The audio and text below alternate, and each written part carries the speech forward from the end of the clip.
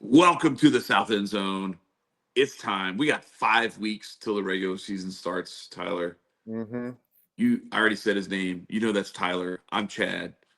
It's time to get into it. He had his chance. Sure Tyler did. went through the whole Georgia preview. Now it's the LSU previews time.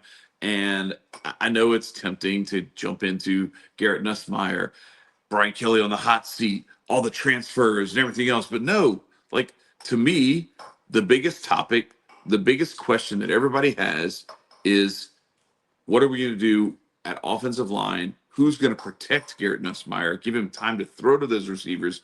Are we going to actually be able to run the ball this year consistently and effectively? And that starts with the offensive line. And you lose 60% of one of the most productive offensive lines from a pass blocking perspective anyway in Will Campbell. Like this is probably in like LSU history, one of the most productive.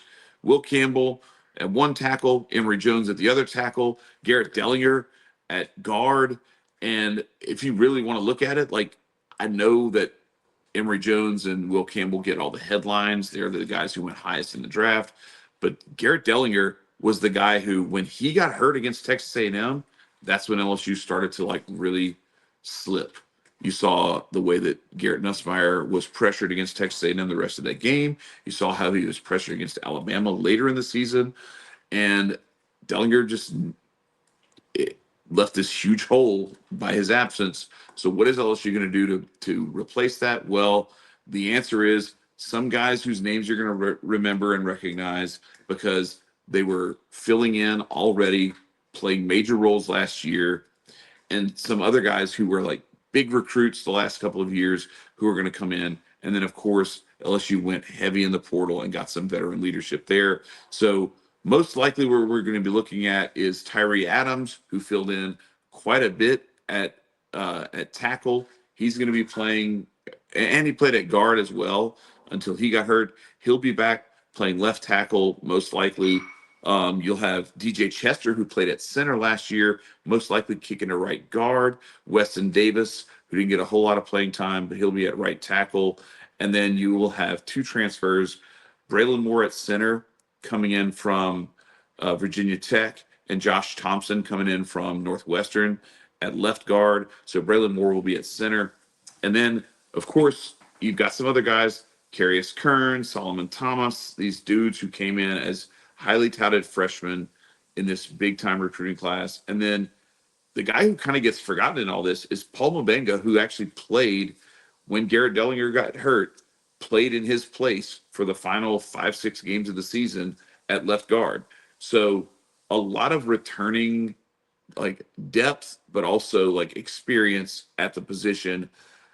I know it's tempting to look at that and say, like, this is a big question mark. This is going to be a weakness, and this is going to be the downfall of this highly touted LSU team going into this season. But I actually see it as a strength. I feel like the commitment to the running game has a potential to actually like kick up a notch. And with all the focus on Garrett Nussmeier and the receivers they brought in, look, man, you still have Caden Durham, Caleb Jackson, two stud running backs, and then you brought in Harlem Berry, who was the number one running back in the country in this recruiting class. That's cleaned So up in the transfer yeah, portal. like Yeah. it. Well, well, this is like he's a freshman. Harlem Berry's a Yeah. freshman, Oh, excuse and me. he's a monster.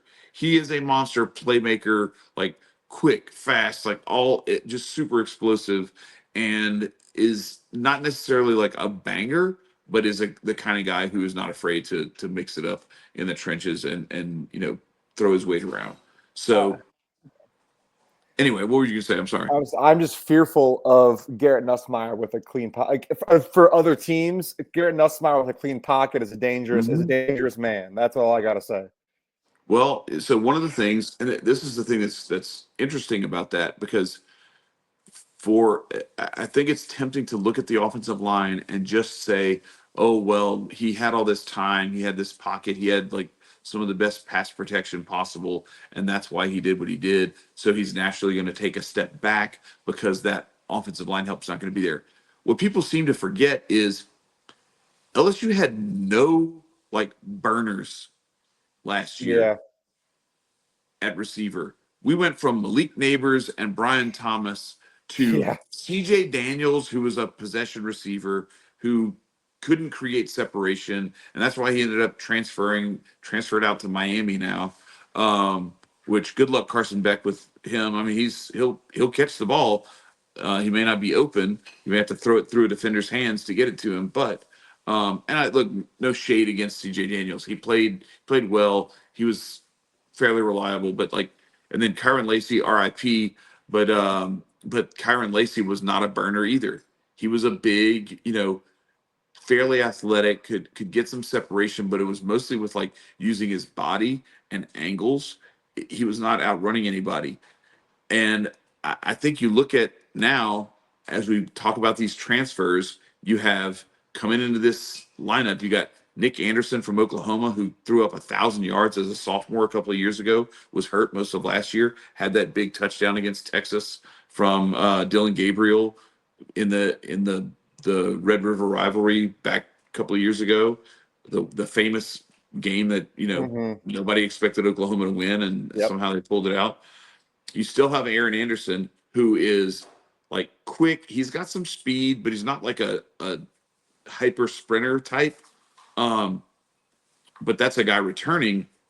You got Chris Hilton, another returning. This guy's a burner, and I think they finally fixed his problem of like he would jump for everything and he would mistime his jump, Oh and he's like coming. yes. He's like coming It's down like when the down ball's here. arriving. Yeah, no, he's up here, but he's coming down as the ball's arriving, and it's like Yeah. it's he's jumping and the ball's going over his head as he's coming down. It's like, man, if you just time your jump right, that's an easy reception. Or yeah, he's jumping up and like chest catching it when he should be hands catching it. Those kinds of things.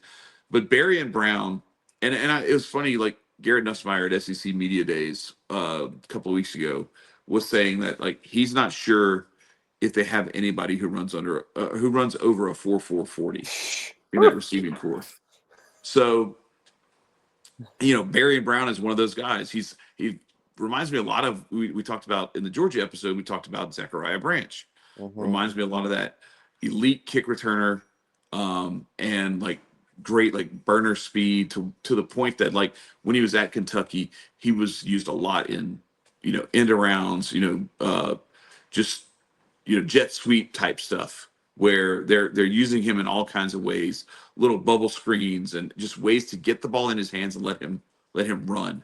Um, and like that's like pushing other guys who are already on the roster down the depth chart a little bit. Kyle Parker, who like played a lot last year before he got hurt. Xavier Thomas, who was another returner, came from Mississippi State and was a really good returner, and also a deep threat and guy, slot receiver type. Um, those types of guys, and then you still have guys like Destin Hill who transferred in, and Teron Francis, Kylan Billio, and we haven't even gotten to one of the biggest freaks on offense on this entire roster, and that is Trey'Dez Green. Oh yeah. And Oh my I'm God. I'm very interested to see like how they elect to use him, because we're talking about transfers, but like one of the guys who you really have to look at is like he's not a transfer at all. He's a returner, but he's a guy who is actually like stepping into a role now that Mason Taylor is gone. Now Trey'Dez Green is the every down tight end who is in those receiver packages. But you brought in Bauer Sharp and Donovan Green. Bauer Sharp from Oklahoma, Donovan Green from Texas A&M, who are big run blocking type guys who also can do their thing in the open field, Travis Kelce style, Antonio Gates style. Whereas Trey'Dez Green is more of like a I don't know, like Vernon Davis, something like that, where it's like you have this like speed and athleticism, and the dude is just huge. There's a reason LSU why he's basketball player Trey'Dez Green. yeah, like you know, pick six, Mhm. on an outlet pass to the wing and take it the distance and throw it down in a defender's face kind of guy who Yep. is not allowed to play basketball anymore because he's just too good at football. Yep. And why would you, so when you're 6'6" to 6'8" in that range, and you are about 220 to 240, you're just kind of like a dude when it Yeah, comes to NBA standards. When it comes to NFL standards, and you're that athletic, you are a Pro Bowl tight end. easily. So Yeah, so 1000%. so it's like you go from being a guy who might not get drafted in the NBA to being a Pro Bowl tight end It's quite literally overnight. Antonio Gates. Yeah, like you go the football route. So that's kind of the route I think he's going to end up going. But the place where they made the most impact in the transfer portal to me is on defense, specifically edge rusher and DB, like mostly at the safety position, a little bit at corner, but mostly at like safety nickel. So you bring back Gabriel Relaford, Jacobian Guillory, Dominic McKinley, guys along the defensive line, but you bring in Patrick Payton from Florida State, elite edge rusher. You bring in Jack Pyburn from Florida, who I wouldn't call him necessarily an elite pass rusher, but he's an every down guy who can play the run, but who can also go get after the passer. And the thing I love the most about Pyburn is he's one of those, like you talked about the linebacker from Army Hmm. that Georgia brought in. Hmm. He's that kind of guy where it's like he is one of those like heartbeat of the team, Whit Yeah. Weeks type guys. The type of guy like, and Greg Brooks, pour one out for him, like as like that captain type material, you know. That's the kind of guy that I think Jack Pyburn is, and Patrick Payton is just a dog. And then they also got Jamari Butler from Nebraska, who's like another. They have this rotation, they have this depth, the type of depth that you need on defense. And of course, he's going to go crazy because, well, Cannoli, shut up.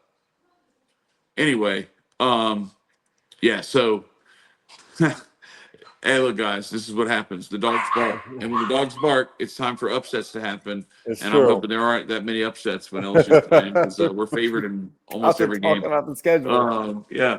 So, but no, like uh, Jamari Butler, Patrick Payton, Jack Pyburn, like you brought in some edge rushers to go with what you already had. And yeah, you're losing Braden Swinson, you're losing Savion Jones, you're losing some guys who got you a lot of production at edge rusher last year, but you're bringing in some dudes who are like veteran. Like this isn't.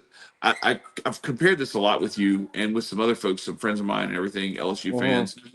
That what LSU did the first couple of years under Brian Kelly with the transfer portal was essentially go find some dudes to plug holes wherever you could find them, whether they were transferring from Marshall or Southeastern or University of Louisiana at Monroe or wherever you could find them. Just go get guys, get bodies. We went from warm Hmm. bodies to we went from dudes who were like title chasing, Right. right?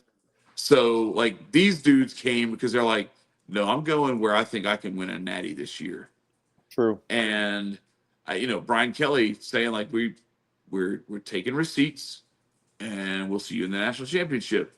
I'm taking him at his word for that because Mm. he brings those guys in, and then you bring back Harold Perkins at linebacker after he tore his ACL in the UCLA game last year. Whit Weeks, who broke his ankle in the bowl game, is allegedly like ready to go, fully healthy. Let's go. And then Devon Keys, a freshman last year, coming into his own and like making plays after Whit Weeks got hurt, and as he got his first start of the year with some other guys who had opted out because of it's the bowl game, and you got guys who were like moving on to their professional career at that point. I get it. No, but you also have Whit Weeks' brother, and Zach Weeks. Oh. Whit Weeks' and West Weeks' other brother. Oh my Um, God. and then you got Tylen Singleton, Keelan Moses, who went to University High right there on campus at LSU. But Harold Perkins at the star. So, like, for people who don't understand what the star position is, so imagine like you're running like your normal 4-3 defense. So you're going to have four DBs, two safeties, and two corners, right? And then when you go to nickel, you bring in a fifth DB and you replace a linebacker with that, right? But you still have your 5 rushers because you are trying to get after the quarterback because you typically run nickel and dime coverage when it's 3rd and long and you're trying to get off the field. You still need a pass rush. You can't let the quarterback have all day, but you want guys who can cover guys. So everybody's covered. You can either go man to man or you can go with some really creative zones and guys can fill gaps and get to spots quickly.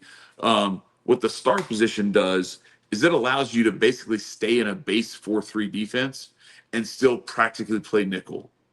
So what Harold Perkins does is he allows you to have that hybrid of he can be lined up as though he's covering the slot receiver because he can actually cover the slot receiver because he's that athletic.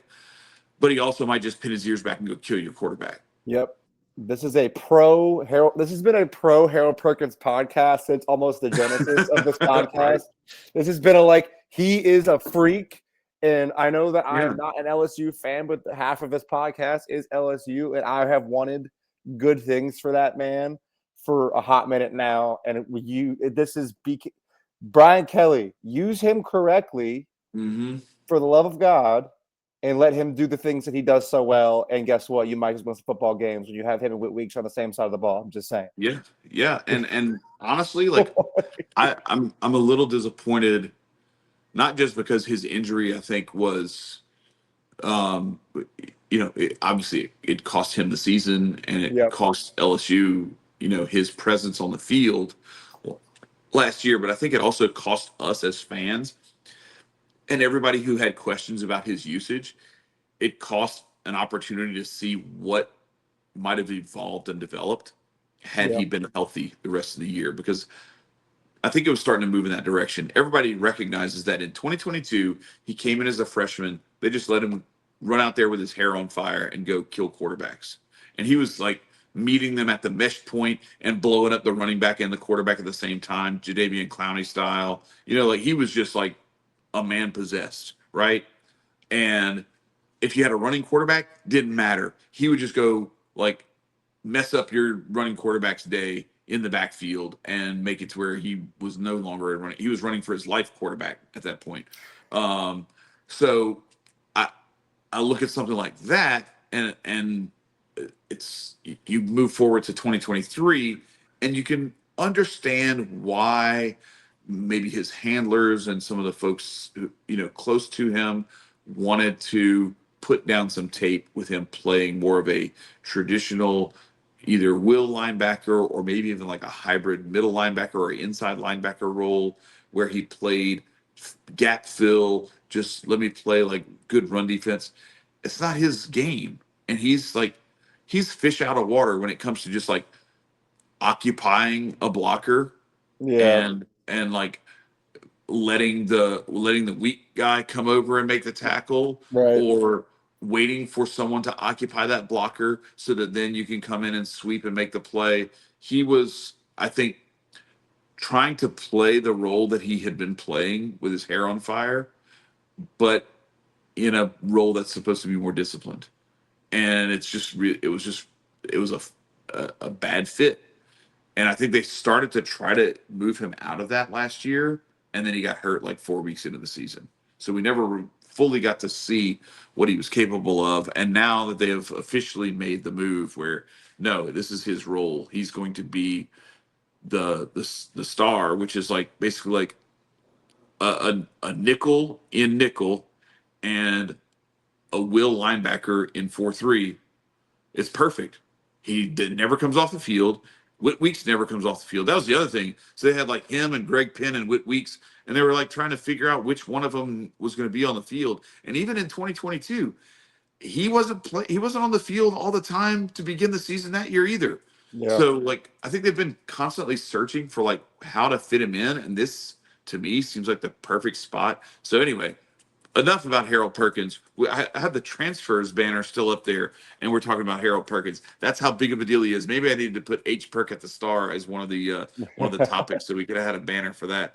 But back to the transfers. So you've got 3 of them that I expect to be starting in the secondary, and that's not because our secondary is trash like it has been the last couple of years. This is because we actually went out and got some dudes, both in the high school ranks and in the transfer ranks. So if you remember guys like Ashton Stamps and Jordan Gilbert and PJ Woodland from last year, you will still hear their names this year, but they will be backups because the dudes that they brought in for those guys who were starting a lot of last year, if not in Ashton Stamps and Jordan Gilbert's place, pretty much all of last year, you've got Mansour Delane, Tamarcus Cooley from NC State, Mansour Delane from I think Virginia Tech or maybe Florida State, one of those ACC schools over there, and AJ Halsey from Houston, who led the nation in interceptions last year and was one of the top safety recruits.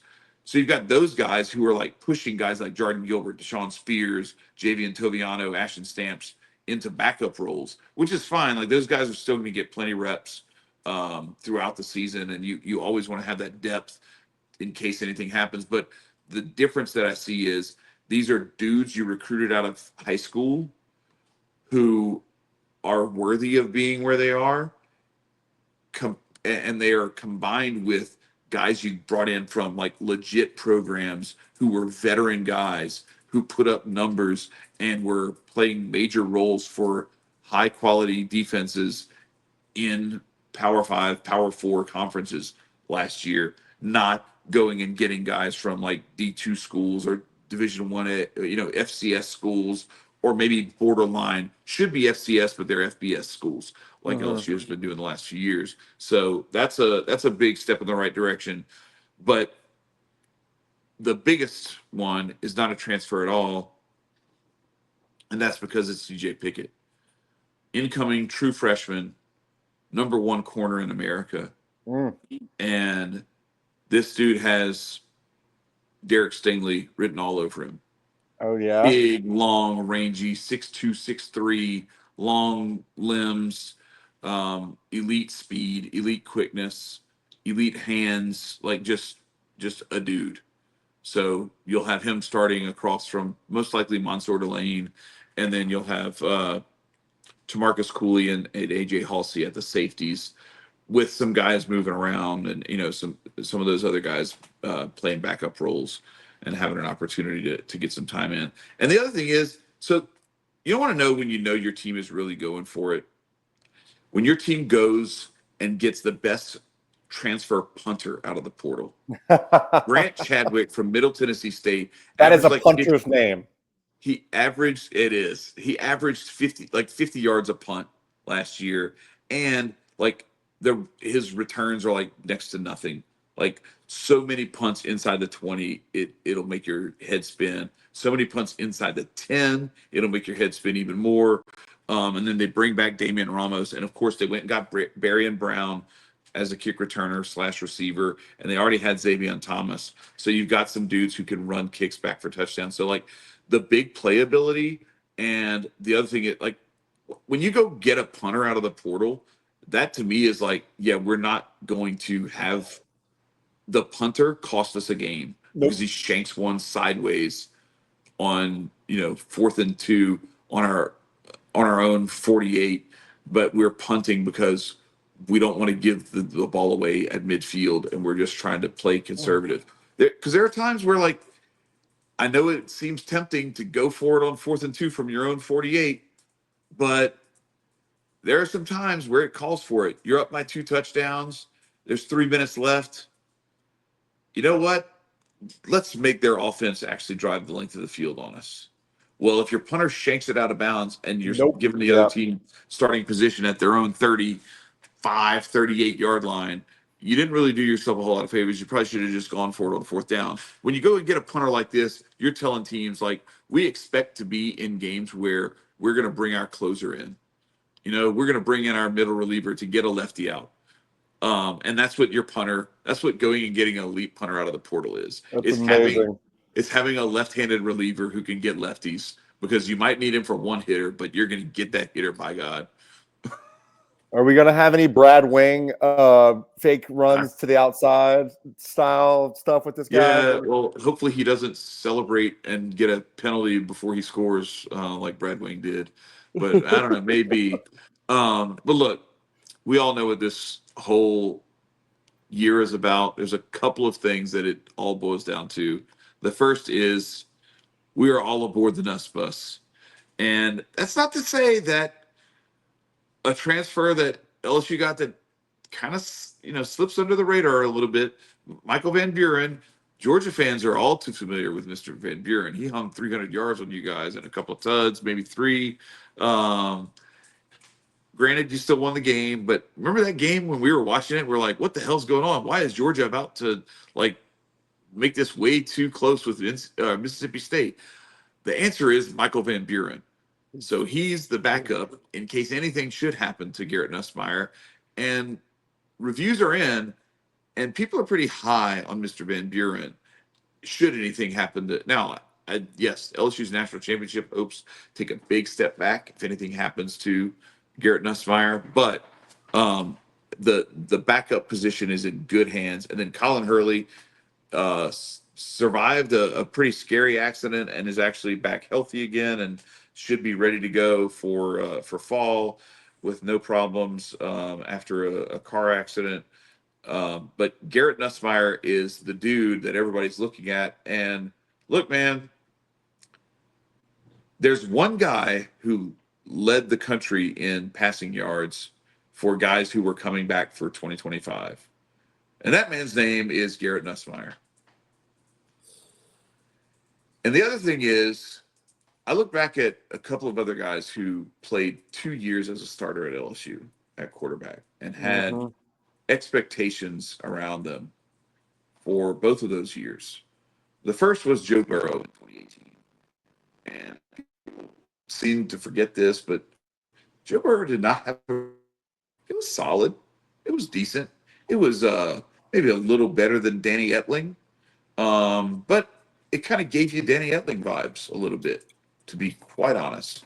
And then he had that game against Central Florida in the bowl game where he got his bell rung on a pick six, threw a pick six, got destroyed by a linebacker blocking on the return. And the Central Florida fan base went crazy. The Central Florida official account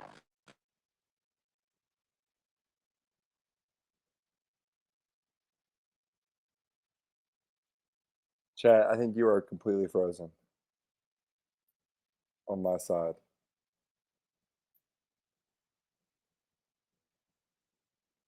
Yeah, I was going to say. All right, high quality stuff. Good production here. Yeah, I was going to say you were starting to really never let you down. My phone just died while I was in the middle of streaming.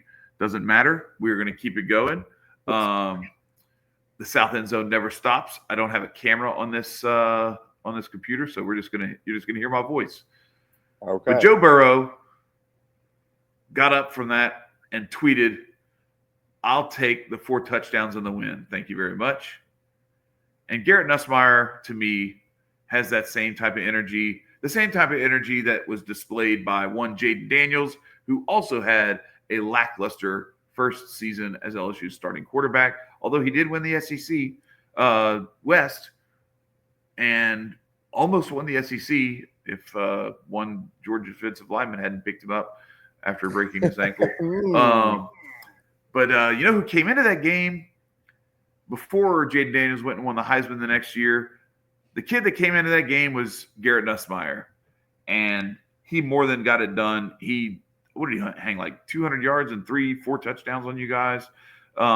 Didn't quite bring the win home for the guys, but did bring home a win in the bowl game the following year when Jaden Daniels had opted to just sit out and wait for the draft. And Nussmeier had his typical, really good first year as LSU's starting quarterback, and I'm waiting to see if he can do something similar to what Mr. Burrow and Mr. Daniels did and bring it all home for the home team with an epic second season. So that's what I'm looking for. What do you think? I think that you like to bring up the fact that he scored late touchdowns against us in the SEC championship game that we won anyway. Yeah, I think that That was good, man. Hey, look, I can appreciate the way that you just shit on us like that. That was pretty funny.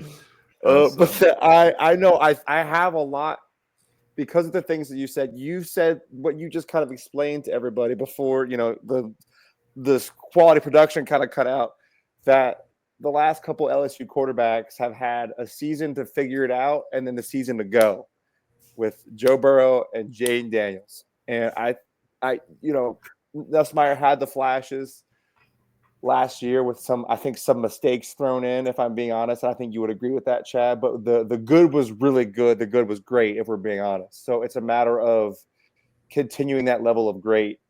And I think that he will do that with the weapons that BK is trying to put around him. Speaking of Brian Kelly, Mr. Chad, how do we feel about BK coming in this year? Look, man, I'm hearing a lot of crazy stuff being said about what's expected of this LSU team, and over unders for wins in like the 7.5 to 8.5 range. I don't know what these people are smoking, but like this team won. What did we win? 9-10 games last year, and I have way higher expectations for this year's team than I did for last year's team, because I expect the defense to be markedly better, not just because of Blake Baker, but it's the second year of Blake Baker. And I want to say this too, we talked about a lot of the things that people have been saying about Brian Kelly and the way that he and what I've been saying even about Brian Kelly and the way he approached the transfer portal. But what I'm understanding now is that a lot of that was done on purpose, because what he didn't want to do was what Lane Kiffin has done and some other programs have done, where you bring in a bunch of mercenaries and the culture of your program takes a hit as a result, because you don't really have a culture. You just have a bunch of, AAU like style. This is our team this year. Next year, who knows what it's going to be? The following year, who knows what it's going to be? And it's just, who can we go pay a bunch of money to bring them in to try and play for us? Where what I'm hearing now is that what Brian Kelly was trying to do was recruit through the high school ranks primarily, similar to what Dabo Swinney is doing, but with a little hat tip to the transfer portal, and then an increasingly larger hat tip towards the transfer portal over the last couple of years, where they went from getting a couple of guys just to plug holes here and there, but building a culture that had Brian Kelly's stamp on it.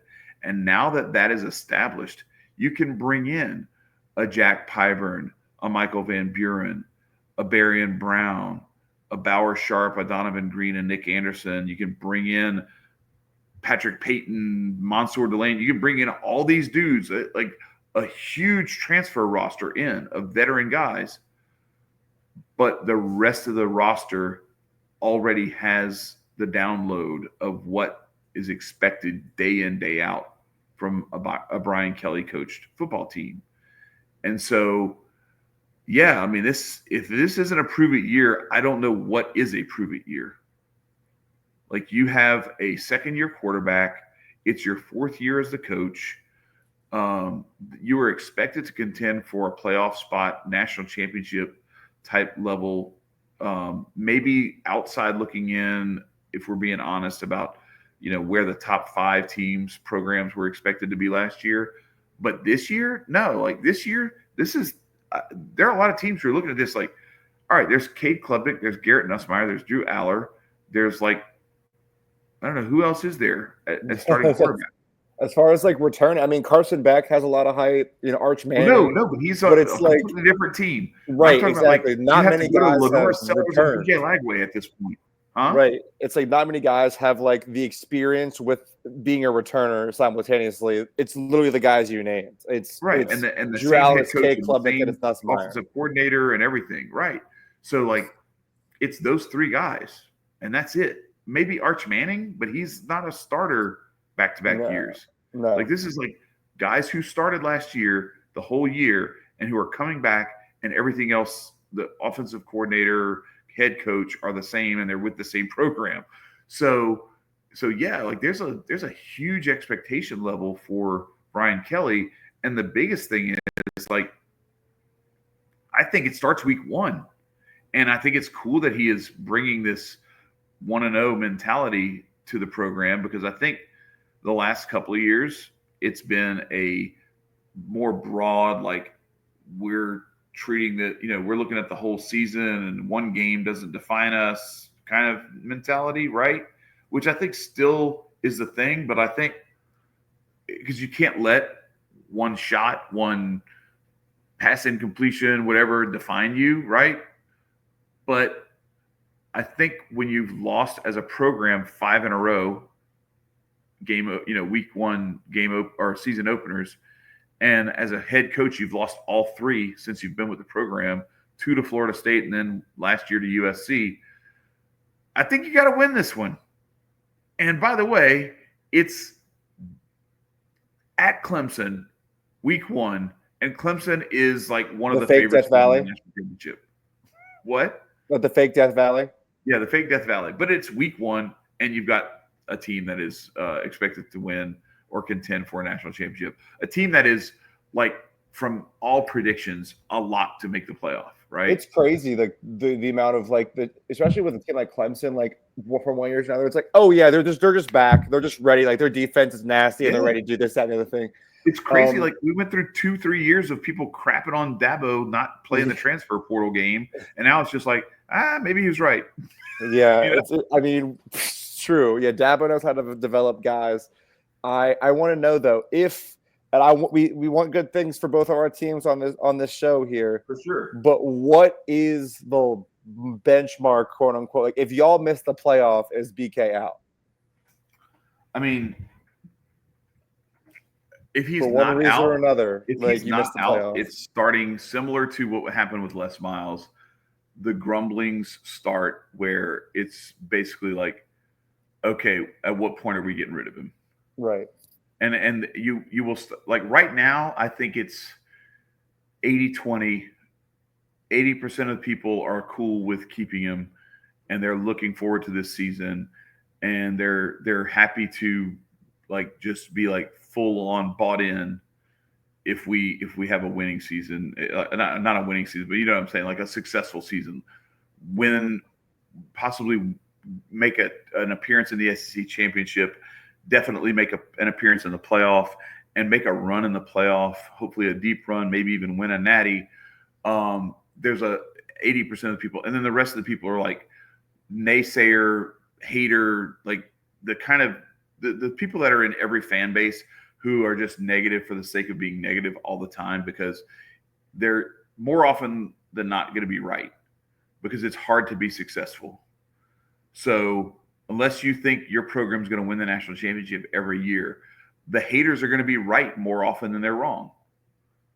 And so people love to just be a hater because it's convenient and easy and lazy.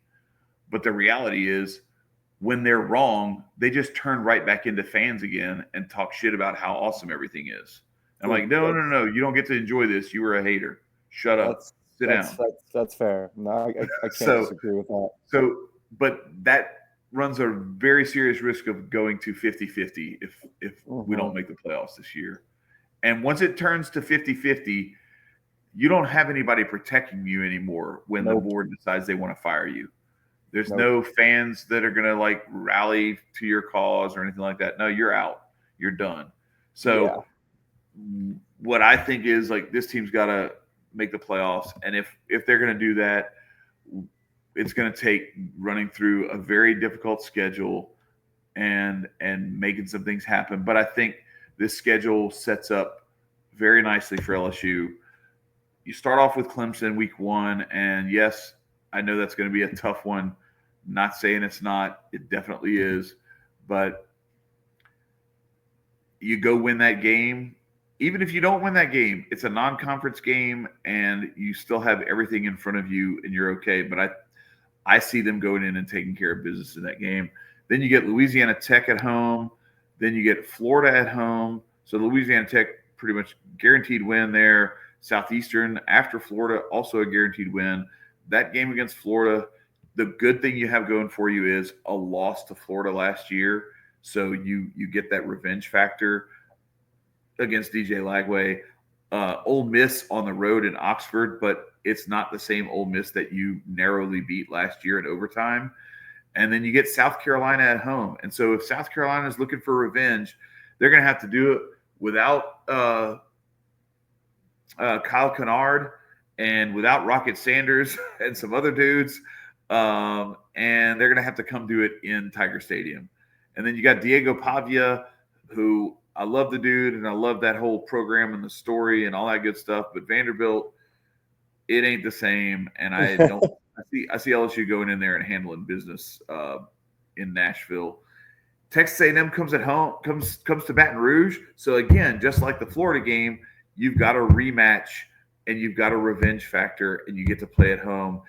And then after that, you get a bye week, and then you get Alabama.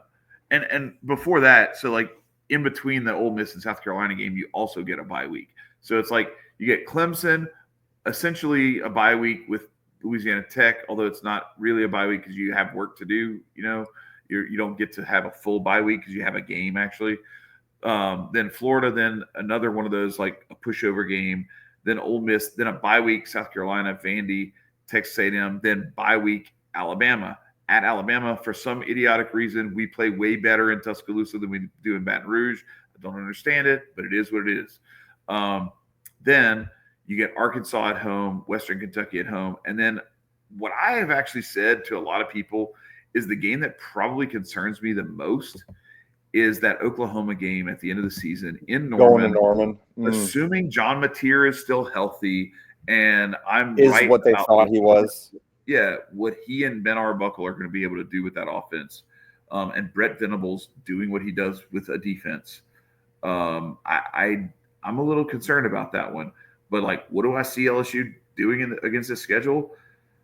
I'm not expecting us to lose more than 2 games, and I'm actually kind of like I'm looking for which 2 games are going to disappoint me that we would lose, because I expect to beat all these teams. And I know that may sound like, oh, listen to this guy. I expect to beat all those teams. Yeah, well, if you project everything out along the same trajectory that I projected with Joe Burrow in 2019, Jaden Daniels in 2023. If we had just had a defense with Daniels, it would have been a whole different story. This year, LSU's got that defense. This defense is bringing the wood. You better get ready. This is not the same defense you've seen from LSU the last couple of years.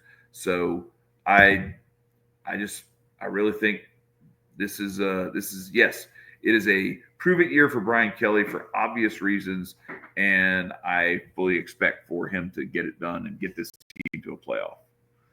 Yeah, I don't disagree with any of that. I think that, like, given what you guys are bringing in, and like you have the established quarterback that, is going to take hopefully larger steps forward this year, I don't see why you don't, take care of business with those games. I think you obviously got to go in Tuscaloosa. You got to take care of it because they came in at the Death Valley and whooped your ass, unfortunately. So you guys got to take that and go shove it down their throats. Show Kalen DeBoer why you win in Tuscaloosa when it comes time to do so. And I would say you're also lucky you don't have to go to Fayetteville this year when you play at Arkansas. I would say that, getting them at home is huge. And I don't disagree with what you said about Norman. Like, late season last year, Alabama went into Norman and stubbed their toe. Like, anything is possible. And in the last game of the season, where like you might be playing for a spot in the SEC championship at that point, or a playoff spot, like it's going to be lit. But there's no. But it makes the regular season less important. Chad, right? Shout out Jeremiah. Anyway, that's. Chad, I'm not gonna lie to you. I am very curious about what's gonna happen when y'all go to Nashville and play Vandy, because they came to y'all last year and it wasn't really much to worry about. But like, I'm a little curious. But for all being what it is, I think y'all go into Clemson and take care of business. I think like when we start to talk about week 1, the slate of games that are coming up in the first week of college football are unbelievable. Unbelievable. I am very excited, Chad. And I'm just excited. Fall camp is upon us. Do you have any closing thoughts for your LSU Tigers before we get on out of here? Technical difficulties and all. Well, All right, there he so is. He's back. See, I'm he's back trying even to say hello. I'm resolving technical difficulties as we speak. So let's slide this over here, make me be in the right spot.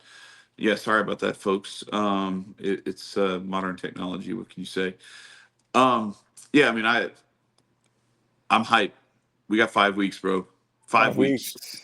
And we're gonna be coming at you guys every week for the next 5 weeks, until we get to that point. And then once the season starts, you know how it is. You're gonna hear from us every week and multiple times a week. And we are going to we got some cool stuff planned. I hope y'all are ready for it. And we really are looking forward to all the comments from the haters, Yeah, because it's a dude. lot of fun. It's a lot of fun just to like hear the banter. And look, it's all love, bro. Like we're college football fans, so it's no hard feelings or anything like that. But we are more than willing to go back and forth with the witty banter, and the trash talk, because that's what it's all about. Like sports, part of what makes sports fun is that like rivalry, and the rivalry even extends to the fans. And so we hope y'all stick around with us and continue to enjoy us. Don't forget to subscribe. Like, share, and subscribe. I got to remember that I'm facing the opposite direction. Um, but also comment. Like, we love the comments. Bro, it's just so funny. Like, always salty LSU fans making excuse. Like, y'all never won anything, A&M fan? Come on. Like, when have y'all won anything? Win something, then we can talk. And I, Okay, y'all what I got our number last year, but that's about all you can do is mess our season up and then have no season of your own to talk about. what So I find hilarious, it seems like it's the fans of the other teams that seem to find this show. Like there has not like I'm still waiting for Georgia fans to actually like come and show up and say what's me up. too, bro. Like Bro, we wait, just got like, Alabama and University of Miami Brigade jumped down our yeah, throats. And the University of Oklahoma jumped in here too, dude. yeah. Texas A&M fans, Alabama fans, like where's the LSU and Georgia fans? Come on, guys. It's like, do We you see what you're looking at here? I thought this would yeah. be like pretty straightforward, you It just know. shows you how much people get motivated by like hatred instead of like love. It's like we just love our teams. And like, Like, I'm gonna stoke the fire a little bit. Maybe I mhm. shouldn't. Maybe it's not a great thing to do, but I don't know. It's fun. I'm just having fun. I'm just messing with y'all. It's no hard feelings. It's all love. We appreciate y'all. Keep coming back. This is South End Zone. I am Chad. He is Tyler, and we are out of here. Peace, y'all. Peace.